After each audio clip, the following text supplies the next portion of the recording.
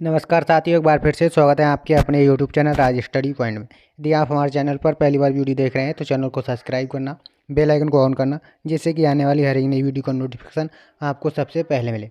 तो आज हम महात्मा बुद्ध से संबंधित कुछ इंपॉर्टेंट क्वेश्चनों को सॉल्व करने वाले हैं। तो आज का पहला क्वेश्चन है, महात्मा बुद्ध का जन्म कब हुआ था? Option A 540 BC, option B 563 BC, option C 483 BC, option D 498 BC। तो इस प्रश्न का जो राइट आंसर है वह है ऑप्शन नंबर बी करेक्ट है, यानी कि महात्मा बुद्ध का जन्म 563 BC में हुआ था।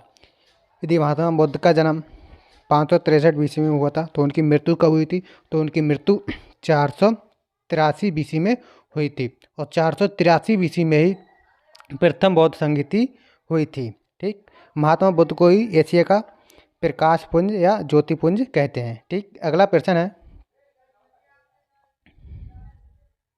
महात्मा बुद्ध का जन्म कहाँ हुआ था? Option A Lumbini, option B Kushinagar, option C Vaishali, option D Rajgriha. तो इस प्रश्न का जो राइट आंसर है वह ऑप्शन नंबर ए करेक्ट है, यानी महात्मा बुद्ध का जन्म लुम्बिनी में यानी कपिलवस्ती के लुम्बिनी में हुआ था। अगला प्रश्न है,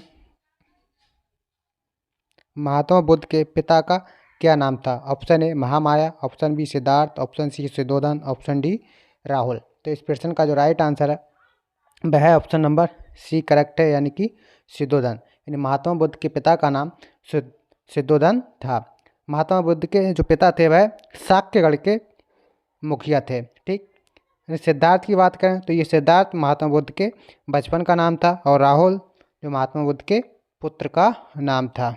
ठीक, अगला प्रश्न है, महात्मा बुद्ध ने अपना पहला उपदेश कहाँ दिया था? Option A Gaya, option B Vaishali, option C Shravanabelagola, option D Sarnath. तो इस प्रश्न का जो राइट आंसर है वह ऑप्शन नंबर डी करेक्ट है, यानी कि सारनाथ। महात्मा बुद्ध ने अपना पहला उपदेश सारनाथ में दिया था। अगला प्रश्न है, महात्मा बुद्ध ने अपना उपदेश किस भाषा में दिया था? Option A Hindi, option B Pali, option C Farsi, option D Urdu. तो इस प्रश्न का जो राइट आंसर है वह ऑप्शन नंबर बी करेक्ट है, यानी कि पाली। यानी महात्मा बुद्ध ने अपना प्रथम उपदेश पाली भाषा में दिया था। अगला प्रश्न है, महात्मा बुद्ध ने किस उम्र में गृह के त्याग किया था? ऑप्शन ए 22 वर्ष, ऑप्शन बी 25 वर्ष, ऑप्शन सी 29 वर्ष, ऑप्शन डी 35 वर्ष। तो इस प्रश्न का जो राइट आंसर है वह ऑप्शन नंबर सी करेक्ट है, यानी महात्मा बुद्ध ने 29 वर्ष की आयु में गृह त्याग किया था। अगर बात करें गृह त्याग को क्या कहते हैं, तो गृह त्याग को महाभिनिष्क्रमण कहते हैं। ठीक, अगला प्रश्न है,